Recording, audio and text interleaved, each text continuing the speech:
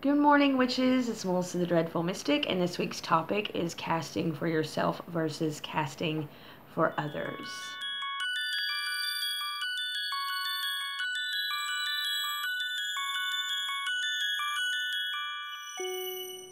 In this video, I wanted to talk a little bit about the differences between casting for yourself versus casting for others, pros and cons, things like that.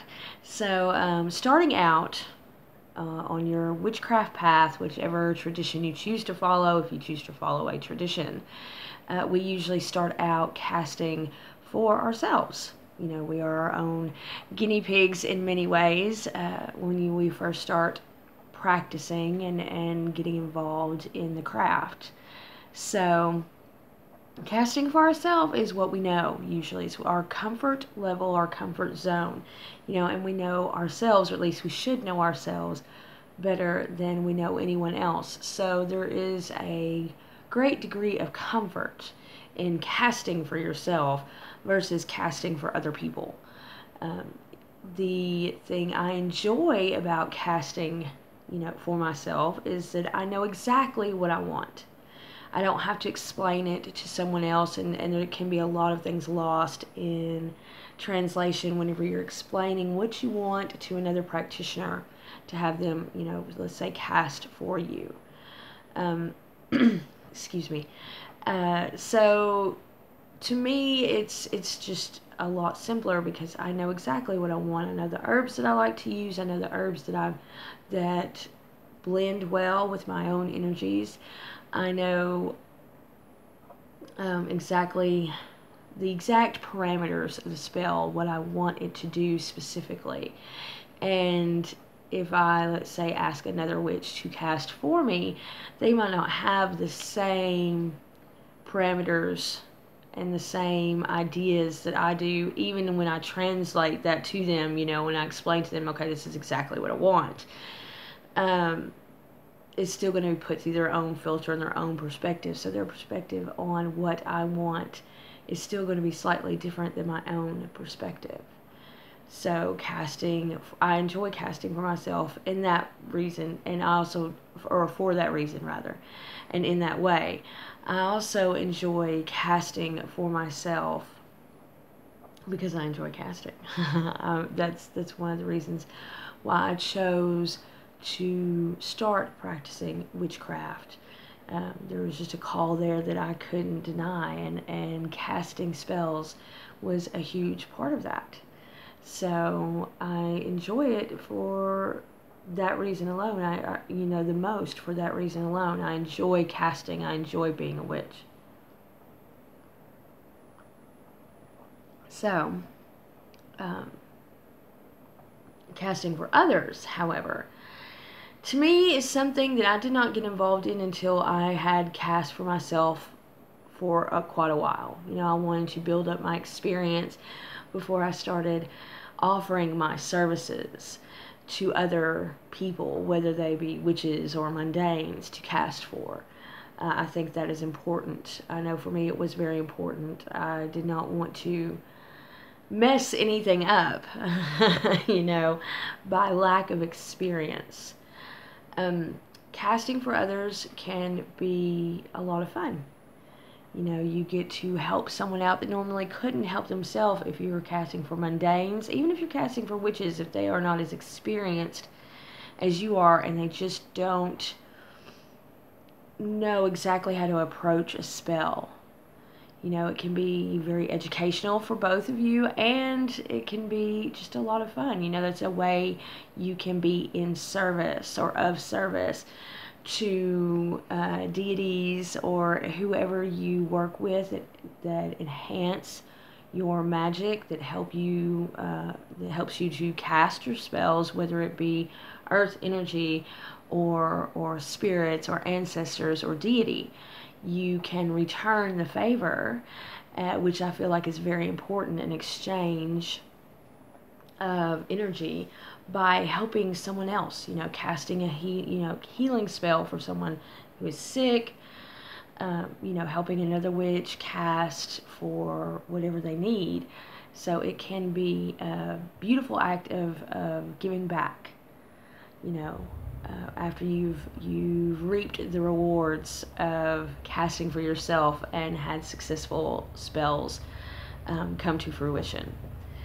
It also can, just be a fun experience. It can be a learning experience. The challenges, though, of casting for others is you do not know them as well as you know yourself.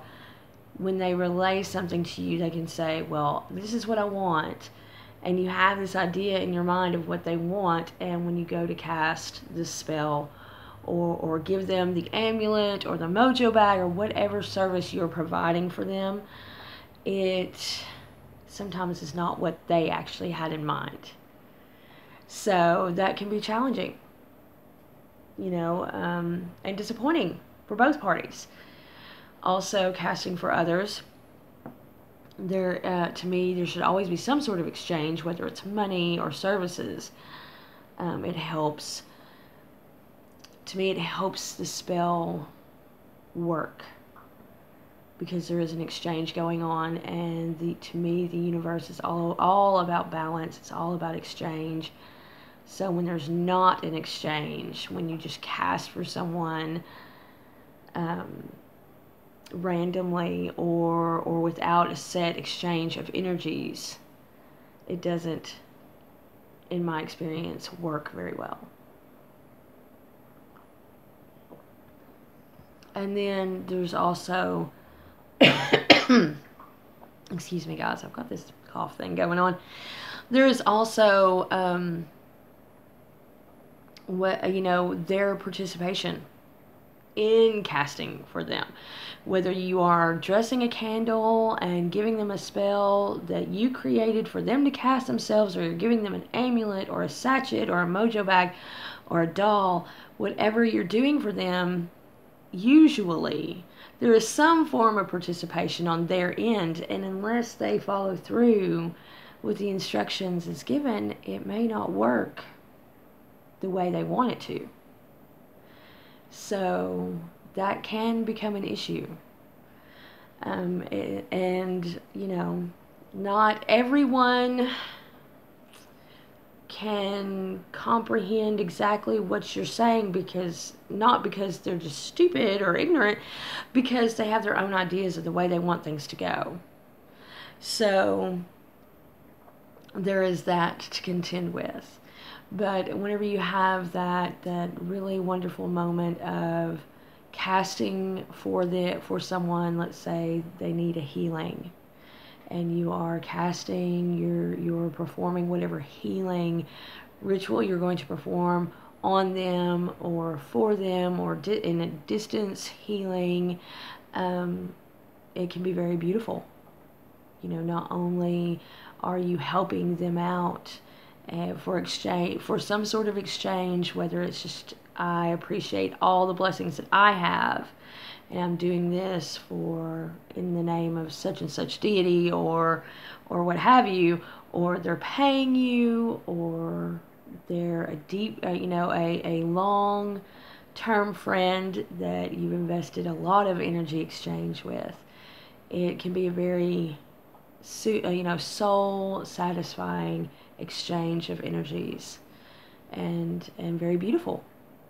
So it really depends on the situation and a variety of things, but I do not regret my experiences in casting for other people, as well as myself. Granted, I do enjoy casting for myself, probably more so. I would have to say more so than casting for others, because I know exactly what's going on. I don't have to get a background story, because I already know the background. I experienced the background.